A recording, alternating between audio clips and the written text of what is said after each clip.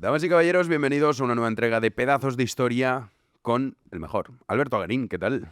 Pues aquí me tienes volviendo otra vez a combinar historia y actualidad. ¿Y esto cómo lo vas a hacer? Pues porque como estamos en pleno conflicto de Israel y Estados Unidos contra Irán, vamos a tocar un aspecto de la historia de Israel que no hemos abordado.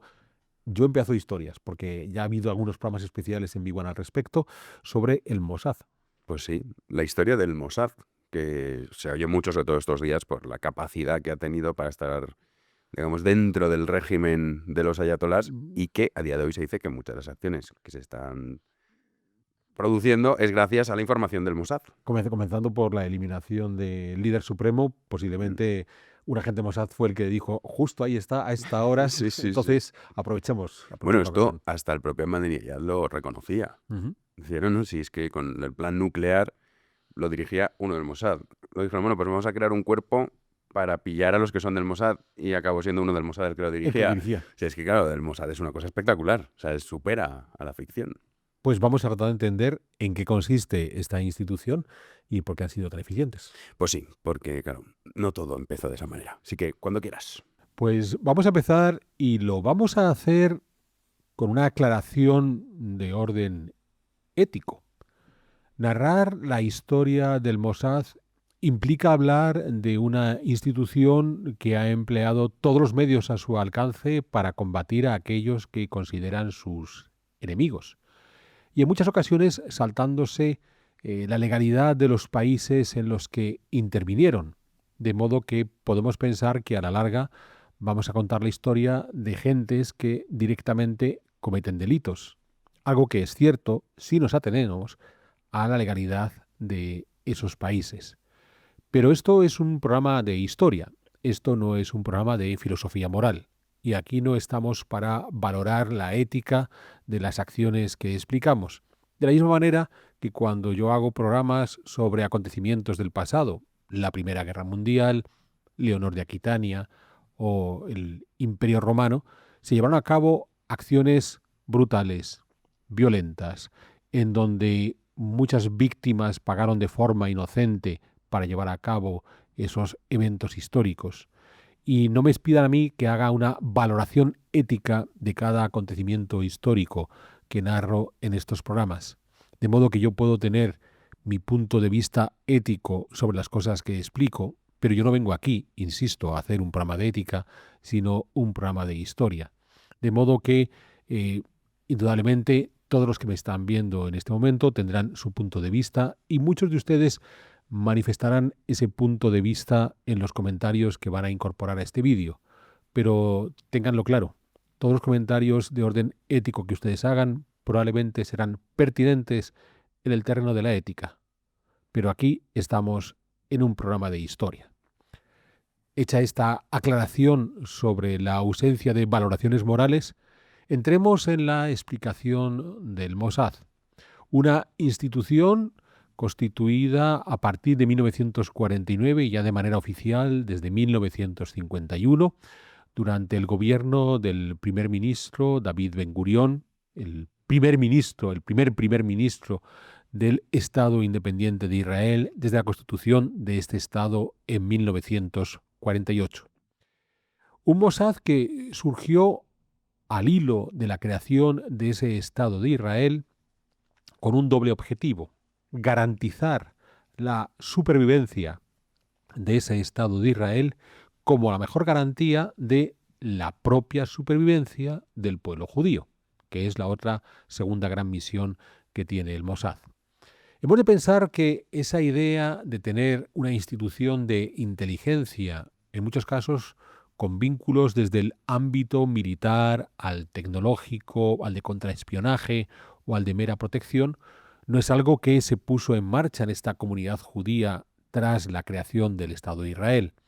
En los años previos ya había existido un interés por un aparato de inteligencia vinculado a ese germen de lo que hoy son las Fuerzas Armadas de Israel, la Haganá, que surge en los años 1920 en el mandato británico de Palestina, en un momento que las tensiones derivadas de la no creación ni del Estado judío ni de estados autóctonos independientes en este área donde en la actualidad tenemos países como Israel, Palestina o Jordania.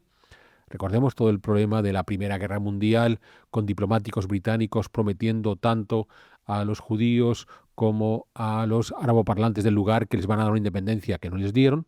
Pues bueno, eso generó una serie de tensiones entre las gentes que viven en ese territorio que pertenecen a la cultura judía, las gentes que viven en ese territorio que pueden pertenecer a grupos cristianos y sobre todo musulmanes, y los propios ocupantes británicos. Es ahí donde surge esa Hagana, y vinculado a la Hagana ya van a aparecer algunos elementos de inteligencia que entienden que más allá de estar armados es necesario de alguna forma prevenir posibles ataques contra las comunidades judías.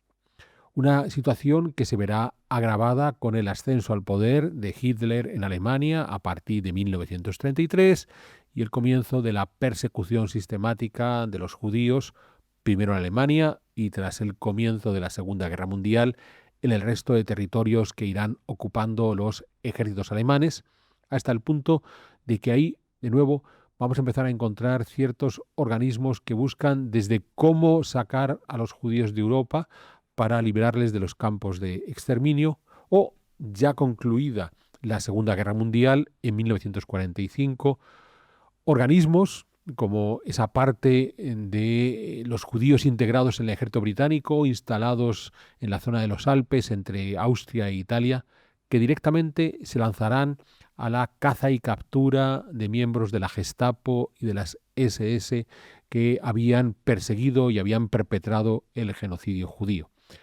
Muy interesante porque lo que nos vamos a encontrar antes de la Segunda Guerra Mundial es un grupo de inteligencia que busca prevenir la persecución a los judíos y salvar el mayor número posible de ellos. Tras la Segunda Guerra Mundial, a esa prevención y salvación de los grupos judíos se va a añadir el concepto de venganza.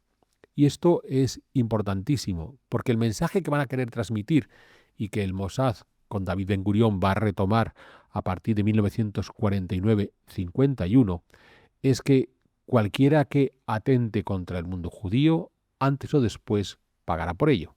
De modo que la mejor forma de evitar que tengas que pagar por atacar a ese mundo judío es sencillamente no les ataques. Y de esa forma estás seguro de que nadie va a ir contra ti. Y esto, que nos puede parecer una actualización contemporánea del ojo por ojo, diente por diente, tan propio de los modelos legales de la cultura judía, en efecto, es así. Es esa actualización contemporánea. Ya les decía hace unos minutos, no entramos en valoraciones éticas. Estoy haciendo una explicación histórica de cómo funciona todo esto.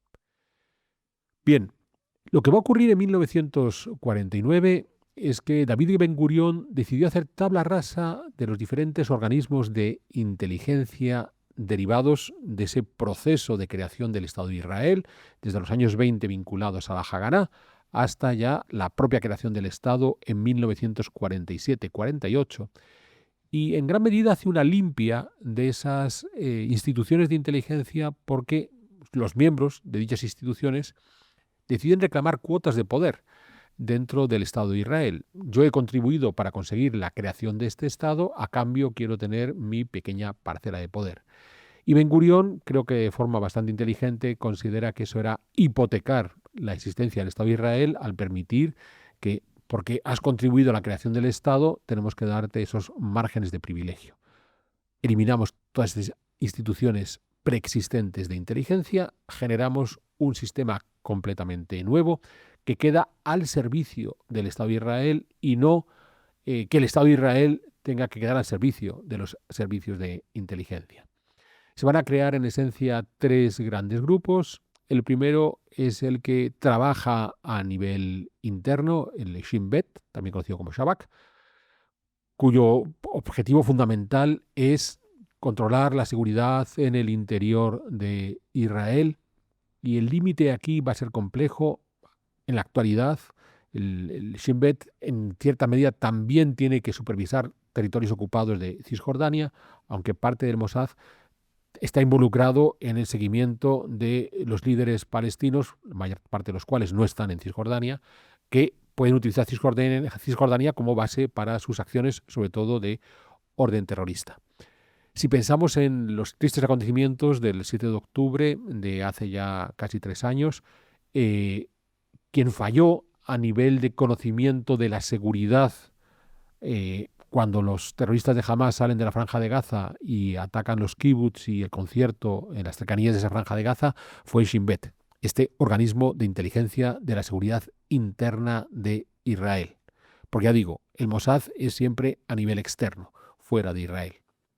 Junto al Shin Bet se establece un segundo organismo de inteligencia, el Amán, que está vinculado a cuestiones militares. En esencia, lo que el Amán hace es recabar información de los vecinos enemigos o aliados y conocer cuál es el potencial militar que tienen estas potencias y de esa manera poder evaluar riesgos contra Israel o la posibilidad de que esa potencia te eche una mano cuando Israel se pone en marcha. Es decir, el Amán se preocupa tanto por saber, si nos centramos en la actual situación de la guerra de Israel y Estados Unidos contra Irán, el Amán se ha preocupado tanto por saber las armas de las que dispone Irán para combatir contra Israel como las armas de las que dispone Estados Unidos para apoyar a Israel a combatir contra Irán. Y por fin, el elemento de inteligencia que queremos, la institución de inteligencia que queremos hablar hoy, que es el Mossad, que fue creado, ya digo, entre el 49 y el 51, en esencia con esas dos misiones fundamentales de preservar la existencia del Estado de Israel y garantizar la existencia de las comunidades judías fuera del Estado de Israel. De ahí que las acciones que lleva a cabo el Mossad son esencialmente fuera de Israel. Y en ese sentido, lo que buscan es, uno, establecer posibles acciones contrarias a Israel que se puedan dar en cualquier parte del mundo. Esto es importantísimo porque no es que tengan el foco centrado exclusivamente en un lugar determinado, Irán, bien, o Siria, para nada. Lo tienen abierto y cualquier parte del mundo es susceptible de encontrarnos con movimientos contrarios al Estado de Israel o al mundo judío. Y hay que entender la profundidad de esos movimientos, hasta qué punto pueden suponer un riesgo contra ese mundo judío. En definitiva, hay que evitar pogromos como los de la tradición medieval o los terribles del genocidio nazi. Ese es uno de los principios. A partir de ahí, de esa abertura a cualquier riesgo contra el mundo judío, el Mossad también colabora en la propia protección de comunidades judías en el exterior. Es cierto que, sobre todo tras los acontecimientos del 7 de octubre en la cercanía de la Franja de Gaza, ha habido algunos barrios judíos de ciudades europeas donde se les ha dado protección por parte de los propios países. Y entonces, en la zona donde viven más judíos en París, es fácil encontrar soldados franceses patrullando, o qué sé yo, en la zona tradicional de los judíos de Venecia se pueden ver soldados italianos patrullando.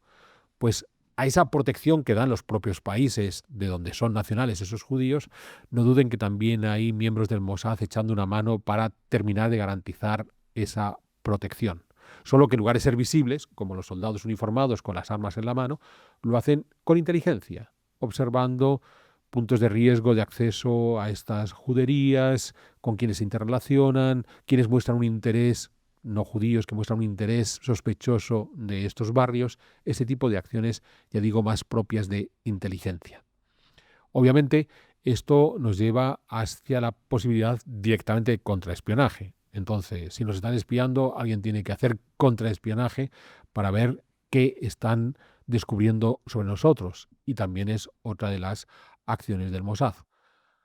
Hay una más ampliamente conocida, que es la de acciones, de las que voy ahora a comentar unas cuantas, que son las que han forjado la historia del Mossad, acciones en las que directamente se atacan a determinados individuos que claramente han perjudicado a la comunidad judía o al Estado de Israel. El Mossad también interviene en las negociaciones secretas que el Estado de Israel emprende con otros países. Y cuando hemos hablado de los famosos tratados de Abraham, que ya impulsara el gobierno de Donald Trump en su primera etapa, buscando el establecimiento de la paz de Israel con una serie de países islámicos, Marruecos, Bahrein, los Emiratos, Arabia Saudí. El Mossad está ahí, y el Mossad está ahí porque en muchas ocasiones puede aportar información privilegiada a los negociadores israelíes para, en el momento de sentarse a la mesa con sus contrapartes marroquíes, saudíes, bahreníes, emiratíes, tener esa otra información que en un momento dado puede facilitar que el acuerdo de paz llegue a buen puerto. Y también el Mossad, ¿por qué no?, puede llevar a cabo operaciones de eso que de manera elegante llaman adquisición de tecnología, cuando se está llevando a cabo un desarrollo no solamente de orden militar, pero sobre todo de orden militar, de nuevo armamento, pues puede ser el Mossad el que se vaya a la búsqueda de los planos de ese nuevo avión o de ese nuevo tanque o de ese nuevo misil y se haga con ellos esa singular adquisición. Entendamos, por tanto, que estamos ante una institución que no se limita exclusivamente a las labores más propias de las organizaciones de inteligencia que suelen detectar puntos calientes que afectan a un país muy determinados, tratas de sacar una información muy precisa. Es algo muy genérico, porque a la larga no estamos ante una institución cuyo objetivo sea facilitar la geopolítica de un país determinado, como puedan funcionar la CIA o el MI6 en Gran Bretaña o el CNI en España. Estamos ante una institución que tiene que garantizar la supervivencia del mundo judío, evitar que pueda repetirse un genocidio como el que los nazis quisieron llevar a cabo. Entonces, estamos hablando de unas dimensiones muy por encima de las que puede motivar a un agente de la CIA o del CNI o del MI6. Entonces, esto es muy interesante en el funcionamiento del Mossad. Hay un compromiso que va más allá de cierto patriotismo, algo de espíritu aventurero, una vida alternativa. Los agentes de Mossad consideran que forman parte de la pervivencia de su cultura. Y si ellos no están ahí, como primera línea de vanguardia, el pueblo judío podría la próxima vez desaparecer, como estuvo a punto de ocurrirle durante el genocidio de la Segunda Guerra Mundial.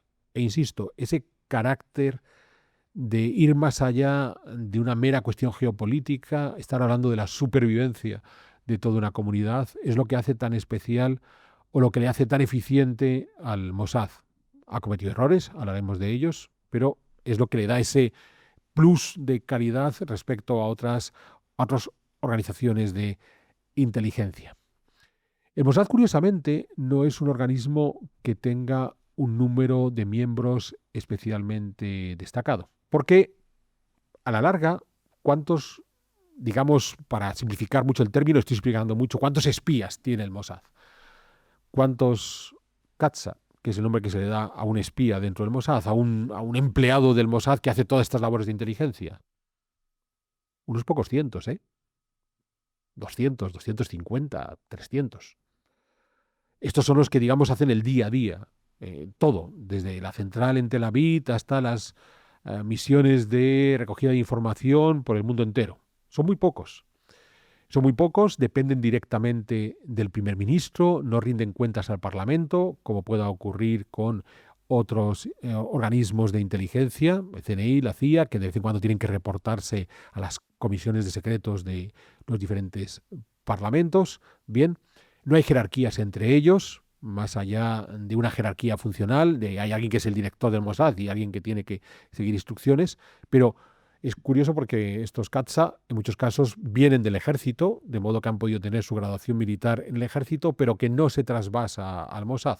Al final trabajan, no voy a decir de manera individual, pero en muy pequeños grupos que se van instalando por todo el mundo y la información entre ellos tiene que ser muy fluida, hombres y mujeres, porque en muchos casos aprovechan cualquier capacidad, incluida la seducción, si es necesario. Entonces ahí hay cabida para todos los géneros. Bien, ¿y por qué son tan pocos? Pues porque en gran medida la información que van a poder recopilar de los diferentes países en los que pueden estar interesados parten de las comunidades judías existentes en todos esos países, los llamados Sayanim. Cuando ustedes escuchen en hebreo un nim, es plural. Estamos hablando de un plural, de un vosotros, de un ustedes. Entonces, estos Sayanim son los informantes del Mossad Y ya digo, los Sayarín puede ser cualquier judío residente en un país. O sea, no es que todos los judíos residentes en cualquier país del mundo necesariamente formen parte del grupo de los Sayarín, pero muchos de ellos sí lo son. Esto, aunque nos pueda parecer algo que cae por su lógica, ¿vale?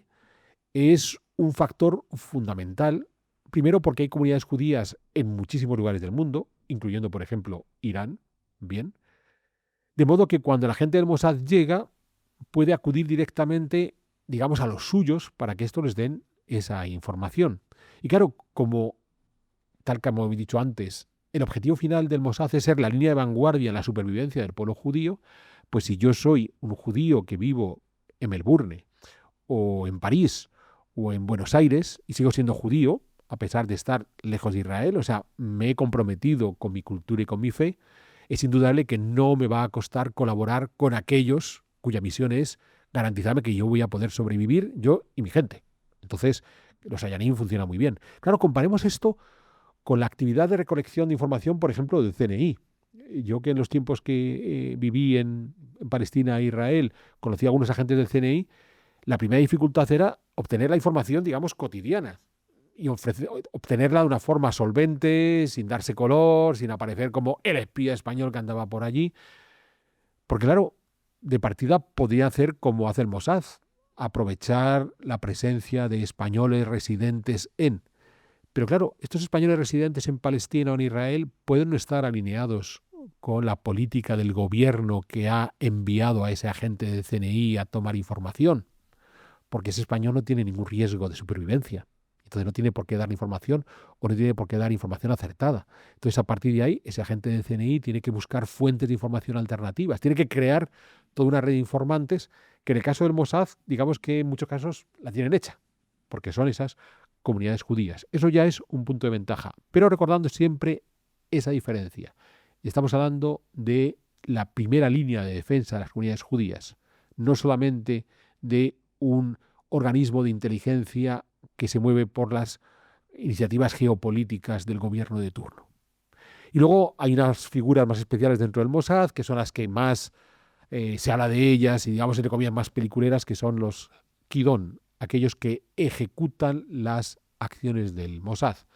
Acciones que pueden ir desde secuestrar agentes buscadas por el gobierno de Israel, y tenemos algunos ejemplos, desde antiguos criminales de guerra en la Segunda Guerra Mundial a algún técnico nuclear que se fugó llevándose información reservada, hasta directamente la eliminación de enemigos del Estado de Israel y del pueblo judío. Bien, estos Kidón son los que llevan a cabo esas acciones más brutales. Puedo utilizar términos más punzantes para definirlos, pero como estoy en YouTube y nos podrían desmonetizar este vídeo, pues mejor seguir utilizando términos más suaves para referirme a este tipo de oficiales del Mossad. Con esas tres patas, los espías propiamente dicho, los que ejecutan y los informantes, es como se ha organizado el Mossad desde larga trayectoria. Recordemos siempre respondiendo directa y exclusivamente al primer ministro, lo que no significa que el Mossad lleve a cabo acciones pregueñadas por ese primer ministro. En muchos casos lo que el primer ministro recibe son la información de realidades que pueden estar llevándose a cabo desde hace años o décadas. Entonces el primer ministro puede decir adelante o no adelante. Los casos más conocidos pueden ser todas las acciones emprendidas contra los líderes de Hamas y Hezbollah, que claro, son acciones que el Mossad ha emprendido desde hace ya 40 años. Y entonces en muchas ocasiones, cuando se le informa al actual primer ministro, en este caso Netanyahu lo que va a hacer es confirmar algo que se ha podido poner en marcha durante su mandato o confirmar algo que ya se puso en marcha en mandatos previos al suyo. Entonces, esta parte también es muy interesante, digamos que hay una gran autonomía en las acciones del Mossad porque tienen siempre muy claro qué es lo que están buscando. La supervivencia de la comunidad judía y del Estado de Israel. Ya está. Ese es el principio que anima al Mossad. Ejemplos para entender cómo se lleva esto a cabo. Pues aquí vamos a hacer un repaso no sistemático de las acciones más conocidas del Mossad. Más allá del famoso discurso de Khrushchev de los años 50 que el Mossad le roba antes de que lo dé y que le presenta a la CIA tras la muerte de Stalin en el 53 y que demostró a las otras agencias de inteligencia, comenzando por la CIA, que estos del Mossad podían llegar a los lugares más inesperados, bien, sin duda la operación inaugural más famosa es la Operación Garibaldi en 1960, cuando miembros del Mossad lograron secuestrar a un antiguo nazi, Adolf Eichmann, que se había refugiado en Buenos Aires. Aquí el problema es que este hombre había logrado huir de Europa hasta Sudamérica y está viviendo en un país, en Argentina, donde, pese a haber sido uno de los grandes artífices de la solución final, la posibilidad de que el gobierno argentino quisiera extraditar a Eichmann desde Argentina hasta Israel era muy limitada. Y aquí recordemos lo que yo decía al principio. Uno de los objetivos del Mossad es demostrarle al mundo que todos aquellos que vayan contra el pueblo judío la pagan. Entonces, Eichmann, insisto, un hombre que, bajo las instrucciones de los grandes líderes de las SS, de Himmler, de Heydrich, puso en marcha toda la logística mediante la cual logró desplazar a cientos de miles de judíos desde sus lugares originarios por toda Europa, en especial Europa del Este y muy particularmente los húngaros, hacia los campos de exterminio, llevándose por delante esos cientos de miles de vidas, pues este hombre había logrado refugiarse en Buenos Aires con una identidad falsa y a partir de ahí desarrollar su propia vida.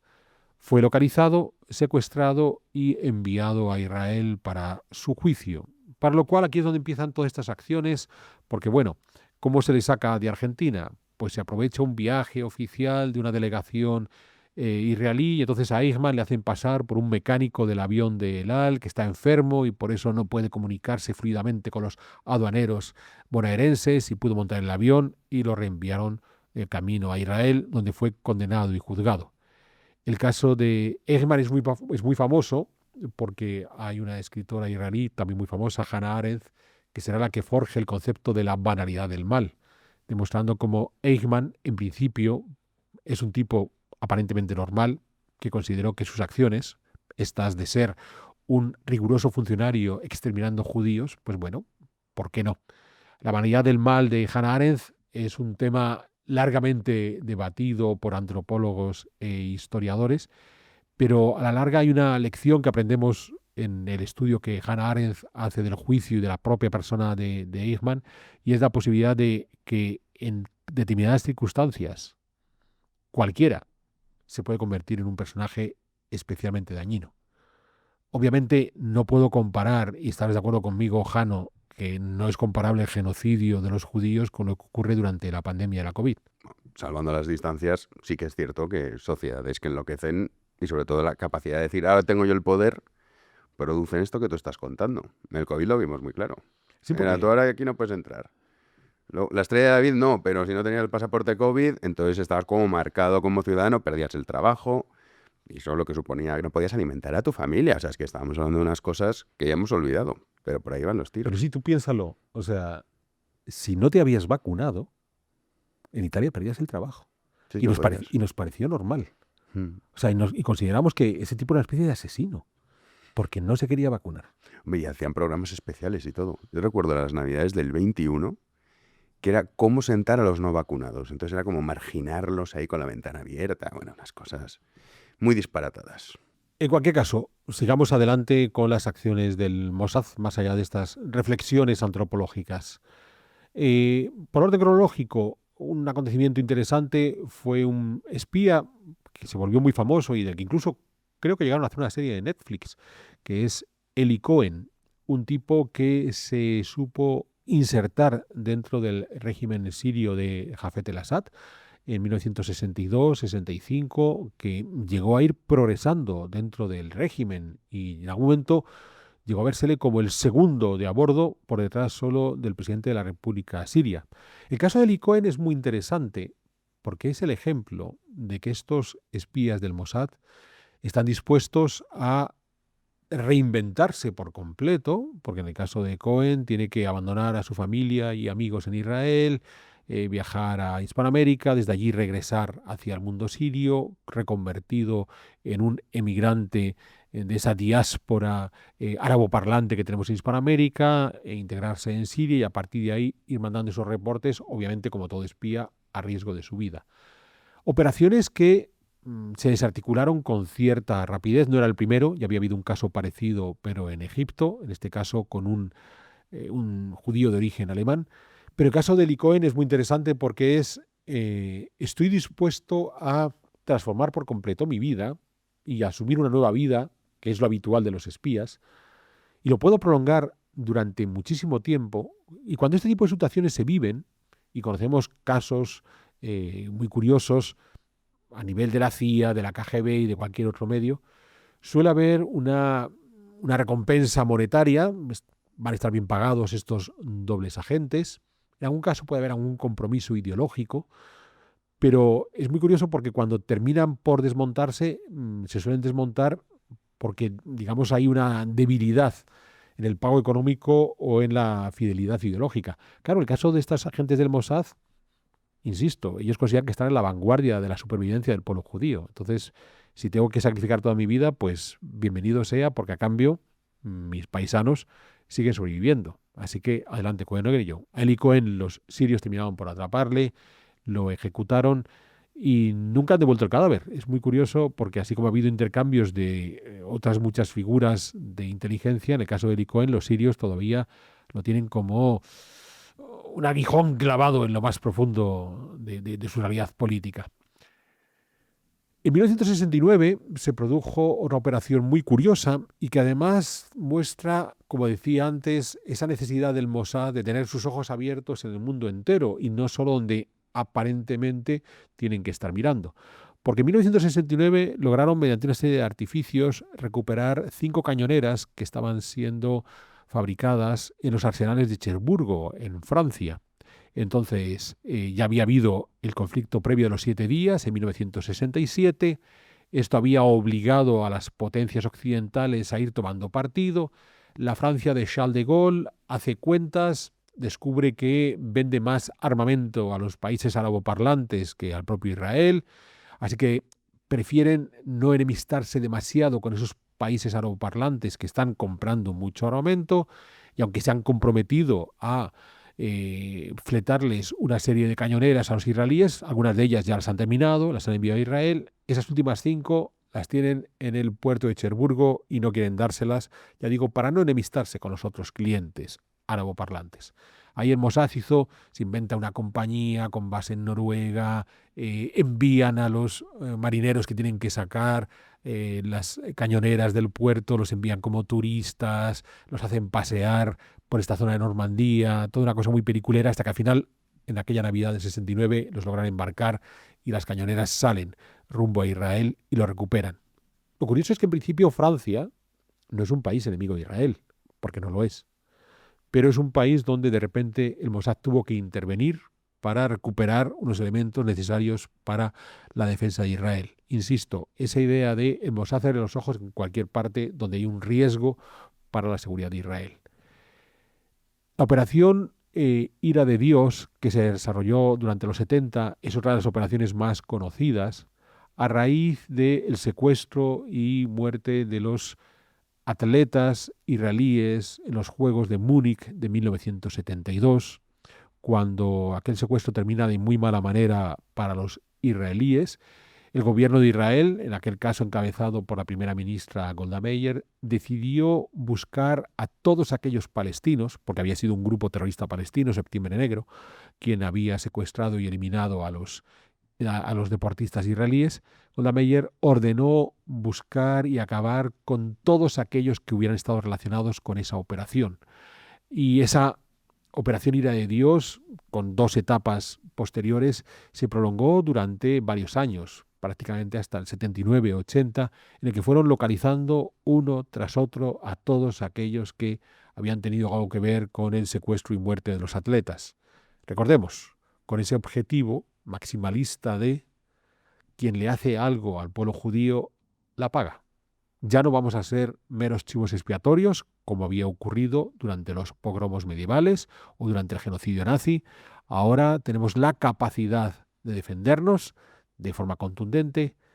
Y ya digo, si no quieres tener que pagarla, sencillamente no nos hagas nada y así te garantizamos que no iremos a por ti. Desarrollándose esa operación de la ira de Dios es cuando ocurrió el problema del famoso avión de Entebbe, este avión que volaba de Atenas a París, 1976, que fue desviado también por terroristas palestinos hacia Entebbe, en Uganda, donde había un régimen dictatorial, el de Idi Amin, y lo que tuvo que hacer en este caso el Mossad fue colaborar en la liberación del centenar largo de judíos que habían quedado retenidos dentro del avión. Es cierto que la acción propiamente dicha la va a llevar a cabo en esencia el ejército de Israel, encabezado por el hermano mayor de Netanyahu, del actual primer ministro. Pero lo que el Mossad tuvo que hacer fue la recopilación de esos datos de inteligencia en torno al aeropuerto de Entebbe, la disposición de la terminal, la disposición de los terroristas. Esto fue una operación de varias semanas, esto no fue de un día para otro. Es decir, el Mossad no es que interviniera, no es que enviara realmente, aunque algunos sí que colaboró en la liberación de los rehenes, sino que es quien tuvo que acudir a un país problemático para Israel en ese momento, como era Uganda, a extraer la mayor cantidad posible de información.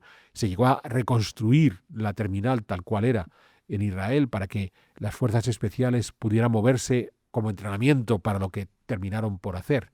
Entonces, insisto, el Mossad no es que sean los ejecutores, algún intervino, sino los que recopilaron toda la información necesaria para que las fuerzas especiales del ejército, encabezadas por Netanyahu, que fue la única baja por parte de las fuerzas especiales que hubo en aquella liberación. También hubo la muerte de varios rehenes. Hay un francés que cuando entran los soldados se descoloca porque no entiende qué ocurre, se levanta y le pegan un tiro.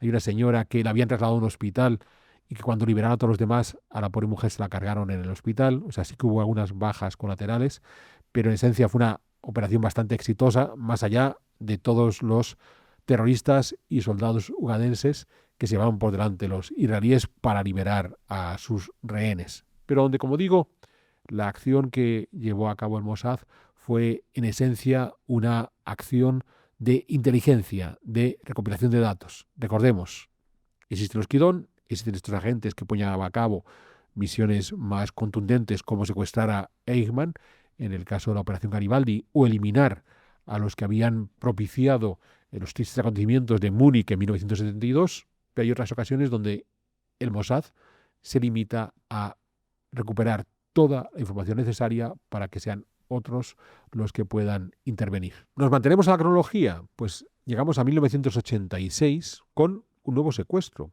En este caso, el de un antiguo técnico nuclear israelí de origen marroquí, Vanunu, que fue la persona que huyó de Israel llevándose una información conflictiva en la que demostraba al mundo que, en efecto, los israelíes habían desarrollado un programa de armas nucleares, algo que oficialmente sigue sin reconocer, pero que a partir de esta historia de Vanunu se pudo llegar a conocer porque él ofreció a los medios de comunicación imágenes que revelaban ese programa nuclear.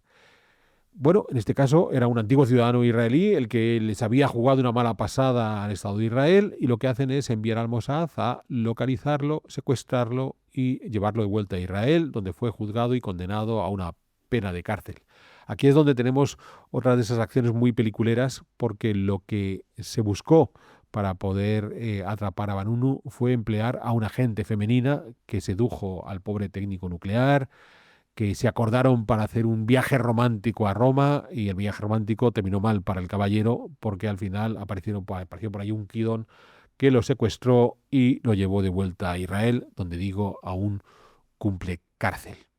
Hasta aquí estamos hablando de operaciones exitosas, porque la siguiente, la de 1997, fue un fracaso y quizás de los fracasos más sonados del Mossad. Se quiso eliminar a uno de los líderes de Hamas, Khaled Mashal, en Jordania. Y para ello la idea era envenenarle. El Kidón en cuestión tenía que aproximarse a su objetivo, le introducía veneno, al parecer por el oído, y acababa con él. No lo consiguió del todo, Mashal se resistió y a pesar de que le entró parte del veneno que le llevó al hospital donde estuvo en coma unos días, no lograron rematar la operación.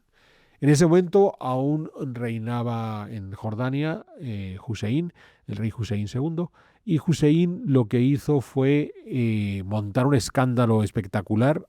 Es cierto que las relaciones de Jordania, del reino de Jordania con el Estado de Israel han sido lo más curiosas, porque si bien cuando se constituyó el Estado de Israel en 1948, oficialmente el reino de Jordania, en ese momento gobernado por el abuelo de Hussein, Abdalá I, anunció que estaba en contra de la existencia del Estado de Israel, al mismo tiempo, bajo cuerda, negoció con los israelíes el respeto a dicho Estado. Y recordemos que en esa guerra del 48 el ejército más poderoso del lugar era el ejército jordano, la Legión Árabe, que avanzó por Cisjordania hasta la ciudad vieja de Jerusalén, hasta las planadas mezquitas y allí se detuvo. No dio un paso más allá porque Abdalá se mantuvo firme en su compromiso con los israelíes de no acabar con el Estado de Israel más allá de cualquier declaración pública que hubiera podido hacer. Pues bueno, el nieto de Abdalá, Hussein, mantuvo esa política de ciertas manifestaciones públicas contrarias al Estado de Israel, mientras llevaba a cabo acciones en las que favorecía a ese Estado de Israel. Recordemos que Abdalá, por ejemplo, ya anunció la guerra del Yom Kippur, la del 73, a las autoridades israelíes. Pero claro, a Hussein una cosa es que yo, de forma más o menos discreta, colabore con los israelíes y otra cosa es que los israelíes me envíen a los agentes del Mossad a mi territorio, a mi reino de Jordania, para cargarse, cierto, a un enemigo de Israel, en este caso Mashal. Pero oye, si queréis hacer esas cosas, hacedlo en otro lugar, no lo hagáis en Jordania, porque entonces tengo que mostrarme frente al público que estoy en contra de este tipo de intervenciones. La cosa salió mal, como digo, y entonces Hussein obligó al gobierno de Israel a que les enviaran el antídoto para poder curar a Mashal. En aquel momento fue el primer gobierno de Netanyahu. Netanyahu tuvo una primera etapa, después tuvo muchos años fuera del gobierno y luego ha regresado hasta la actualidad. Y entonces el mismísimo director del Mossad tuvo que acudir a Jordania, entregar el antídoto, se llevó la bronca del siglo por parte del rey Hussein, recordándole que yo colaboro con vosotros, pero no me hagáis estas cosas. O sea, por favor, cuando queréis cargaros a alguien, lejos de mis territorios. No tengo por qué pasar frente al resto del mundo islámico como un cómplice de uno de vuestros crímenes. Así que hagamos las cosas en el orden apropiado. Y ya digo, posiblemente es de las acciones del Mossad el fallo más grande que tuvieron. Por cierto, en la operación Ira de Dios, cuando fueron acabando con todos los palestinos involucrados en las acciones contra los atletas de Múnich 1972, se cargaron un pobre marroquí que no tenía nada que ver con aquella gente porque le confundieron con otro. O sea, a veces hay víctimas completamente inocentes que caen en estas acciones del Mossad. Hablamos de un fracaso, a partir de ahí seguimos avanzando. Es muy curioso porque yo he hablado de la Operación Garibaldi, en este caso contra un criminal nazi, y no tenemos muchas más acciones del Mossad contra criminales nazis, a pesar de que hubo criminales nazis vivos hasta fechas recientes, y algunos muy importantes, Joseph Mengele, por ejemplo, hasta los años 70 y por ahí. El problema es que el Mossad muy pronto tuvo que entender que tenía que invertir más energías en combatir a los enemigos presentes que a los enemigos pasados, que lo de la venganza era propio del pueblo judío, pero que había prioridades. Y entonces, claro, cuando tras la ocupación de los territorios palestinos, tras el 67, las prioridades van a ser pues combatir el terrorismo palestino, la ira de Dios o esta operación contra Mashal en Jordania. ¿Esto qué significa? Pues significa que según surjan nuevos enemigos, estos nuevos enemigos van a ser combatidos, y estamos hablando de Hezbollah y estamos hablando de Irán. Entonces, por ejemplo, tenemos el caso de la persecución a los científicos asociados al programa nuclear iraní, varios de los cuales se cargaron entre 2010 y 2012. Para lo cual, los agentes del Mossad no solamente localizaron a estos científicos del programa nuclear iraní, sino que averiguaron sus secretos más recónditos y en la mayor parte de los casos los van a eliminar tras una operación previa de seducción. ¿Cuál es la debilidad amorosa del científico en cuestión? Pues le gustan este tipo de mujeres, pues le enviamos a ese tipo de mujer. Este caballero en realidad pues es homosexual y le gustan hombres, pues le enviamos el hombre apropiado. E incluso una jugada un poco más oscura, encontraron a uno que era un pedófilo y le mandaron a una jovencita o al menos a una mujer que se hizo pasar por más joven de lo que realmente era. A todos ellos de esa manera los tienen controlados y después los eliminaron. Tras esa operación ya llegamos, hay muchas más, porque lo que estoy haciendo es un rapidísimo repaso sobre los movimientos más conocidos, tratando de entender cómo funcionan y cómo a la larga el objetivo fundamental que persigue el Mossad es, ante todo, garantizar la supervivencia de las comunidades judías y el Estado de Israel, localizando a los enemigos en cada momento.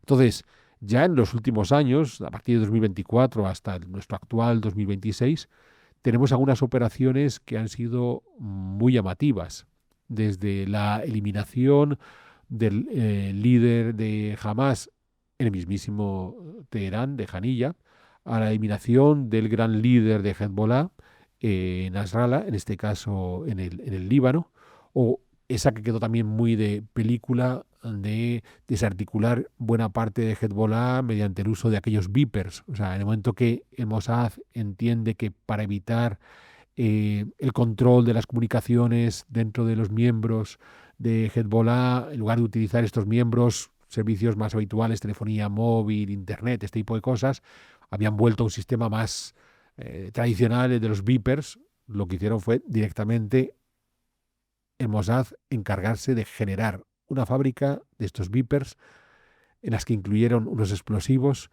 con lo cual es el negocio perfecto, porque no solamente encontraron la forma de desarticular Hezbollah, sino que encima el propio Hezbollah pagó por ello, porque ellos habían comprado esos beepers. Es muy curioso porque, como yo comentaba antes, estas operaciones son operaciones de muy largo recorrido.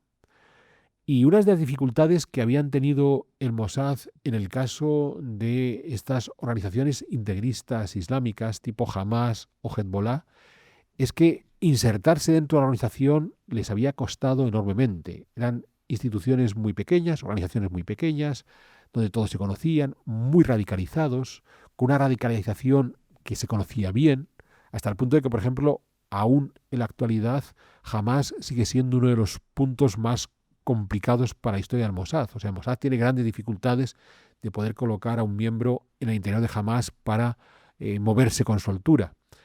Con Hezbollah había ocurrido lo mismo durante largo tiempo hasta 2012. ¿Y qué ocurrió en 2012? Pues ocurre el comienzo del conflicto civil en Siria. De repente Hezbollah decide involucrarse como brazo armado dentro de ese conflicto a favor del presidente el Assad, que estaba en ese momento gobernando.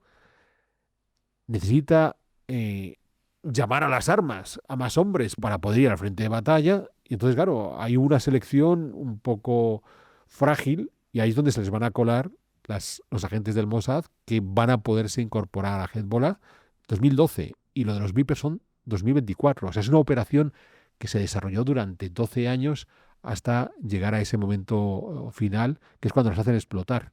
Y que posiblemente, como tuvimos ocasión de comentar aquí en B1, cuando se da la orden de, oye, tenemos esos Vipers que conocemos de hace tiempo, es el momento de activarlos, una orden que inevitablemente viene del primer ministro, de Netanyahu, está relacionado con todos los problemas políticos a nivel interno de Israel, de Netanyahu con sus opositores, y los problemas militares derivados del 7 de octubre, que muestran esa dependencia directa entre el primer ministro y el Mossad a la hora de tomar decisiones. ¿Cuáles han sido las últimas operaciones conocidas?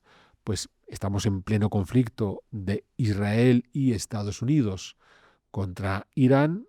El hecho de haber eliminado al líder supremo, a Ali Khamenei, es muy curioso porque en muchos casos se llega a considerar que esta guerra entre Israel y Estados Unidos contra Irán comenzó en el momento que tenían claro cómo y cuándo podían eliminar a Ali Khamenei. Entonces, cuando ya tenían todos los recursos de inteligencia para decir, ahí está y hoy es el día que podemos acabar con él, es cuando comenzó esta guerra. Con lo cual, es de nuevo, la acción final fue una acción emprendida por el ejército de Israel, pero la inteligencia que llevó a poder acometer esa acción es algo que surge de la inteligencia del Mossad. A la larga, como yo venía comentando desde el principio, nos encontramos con una institución que desde su origen se convirtió en la vanguardia, en la capacidad para permitir sobrevivir al Estado de Israel y a las comunidades judías en general. Una institución que tenía que depender del Estado de Israel y no a la contra. Por eso fue creada ex profeso por David Ben Gurión al servicio de los primeros ministros. Una institución que se basa sobre todo en la recopilación de inteligencia y en una gran cantidad de imaginación para llevar a cabo sus acciones. Una institución que vulnera sin dificultad las legalidades de los países donde interviene, porque su objetivo está por encima de esa legalidad. Si mi objetivo es permitir la supervivencia del mundo judío de Israel, pues si tengo que violar las leyes de los países que no van a colaborar conmigo, las voy a poder violar. Y una institución que en definitiva se ha convertido en algo casi mítico dentro de los servicios de inteligencia internacionales, pero una cuestión mítica que, de nuevo, hemos de vincular al fin último. No estamos ante una agencia de inteligencia que busque poder desarrollar programas geopolíticos de un gobierno dado, sino, una vez más, garantizar la supervivencia de Israel y de ese pueblo judío. Y tal como yo decía al comienzo del programa, hagan ustedes las valoraciones éticas que consideren al respecto. Yo no los voy a hacer. Esto es un programa de historia y entonces lo que yo quería, Jano, era compartir con nuestros espectadores cuáles son la historia y las acciones principales del Mossad. La verdad es que es impresionante, ¿eh? La historia del Mossad. Es impresionante y ya digo, con esa vertiente que hemos insistido mucho a lo largo del programa, de que es gente que se cree realmente el trabajo que están haciendo. Sí, no es como un profesional, digamos, de bueno, a mí me pagan por hacer este trabajo. No, Ujú. tiene más profundidad. A mí aún así decir que la operación que más me ha flipado, es verdad que ellos no lo reconocen. O sea, solamente el caso de Eichmann es un caso particular que sí que reconocieron, sí, hemos sido nosotros. Pero el resto no salen diciendo hemos sido Sí, nosotros. de todo lo que hemos dicho aquí está más o menos documentado, se puede afirmar Claro, o no. pero ellos no. Bien, ha habido muchas que no he mencionado, pero claro, es que ellos prácticamente nunca reconocen nada, lo cual tiene su lógica. Claro. A mí lo que más me gustó fue la de los buscas en el libro. Me parece una genialidad. La verdad es que es muy creativa. Es Hay impresionante. que reconocer que Es a quien brutal. se le ocurrió bien pensado. Sí, es brutal. Hay una serie muy buena, ya que hablabas tú, de productos que puedan consumir nuestros espectadores. Fauda. Un poco lenta quizá, pero muy interesante porque cuenta muy bien. En este caso es la historia de un soldado de un cuerpo de élite de Israel, también muy ligado a la inteligencia, que además entrevistamos aquí en Big One a Ariel Goldevich, que estuvo aquí, y también una entrevista que le hicimos. Claro, lo interesante es lo que cuenta fuera de cámaras, es lo malo. Claro, sí es interesante lo que cuenta con las cámaras, pero claro, cuando te cuenta cosas cuando no estás grabando es increíble. Yo creo que hay un cuerpo igual en el mundo. O sea, la fama en este caso yo creo que es merecida. Sí, pero ya digo, es ese empecinamiento de tenemos clara nuestra misión. Hay que conseguir que no nos vuelvan a masacrar como en el genocidio nazi. Pues nada, esa es la historia del Mossad. Mil gracias, querido Alberto. Muy interesante, como siempre. No, gracias a ti por acompañarme y gracias a ustedes por habernos seguido en este programa una vez más. Recordarles, como siempre, necesitamos su apoyo para poder seguir las producciones de Big One. Les recuerdo Freedom Collection y los productos que ofrecemos, como la taza que acompaña siempre a Por Jano supuesto. cuando está aquí Felipe conmigo, de Felipe II. Y por supuesto esa otra opción de ser miembros de nuestro club de socios. Y no me queda más que emplazarles a futuras ediciones de Pedazos de Historia.